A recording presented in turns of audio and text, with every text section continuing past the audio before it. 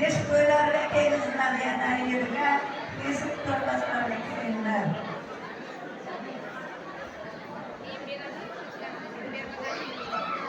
Hoş geldinizler.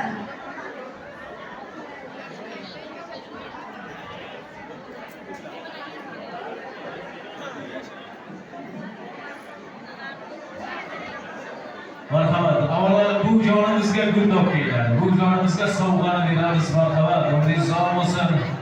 Mana shunday kunlarga bosh bo'lib turganingiz o'zi bor.